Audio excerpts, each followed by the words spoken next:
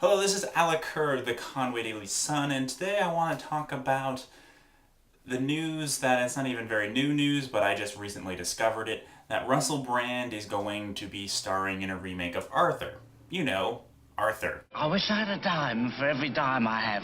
Not to be confused with this Arthur, or this Arthur, or this Arthur, or that Arthur.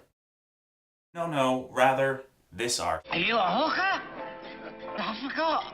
I just thought I was doing great with you.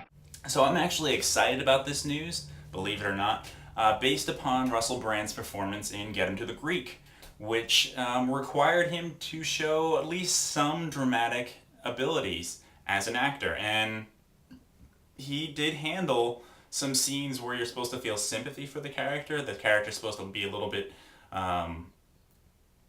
introspective and contemplative, and he was able to get that across. And granted, this was in a very broad, very raunchy comedy, but there were quiet moments in that movie that Russell Brand pulled off.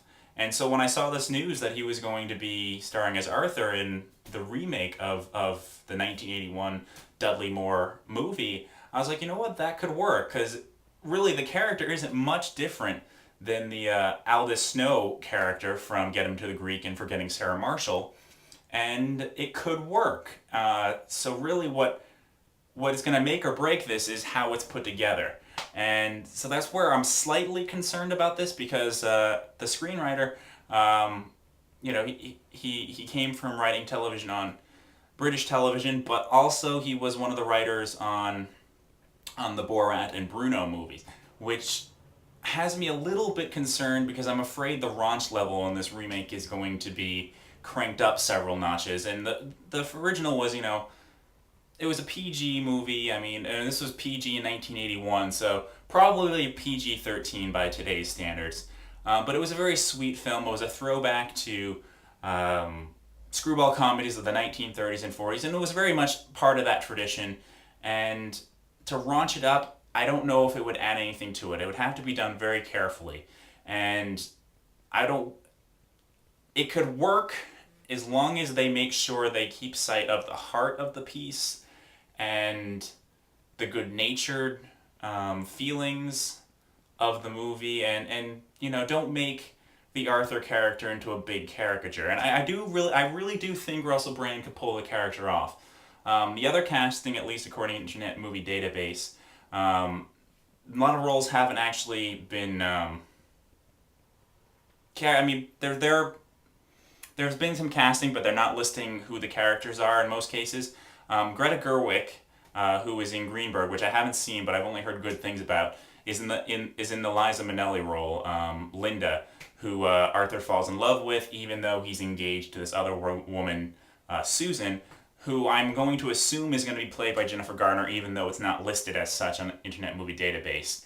And then the only other two names listed on IMDb are Helen Mirren and Nick Nolte. And I'm going to assume that Helen Mirren is playing Arthur's grandmother, and that Nick Nolte is going to be playing Susan's kind of tough, boorish father, who's kind of intimidating Arthur into the marriage.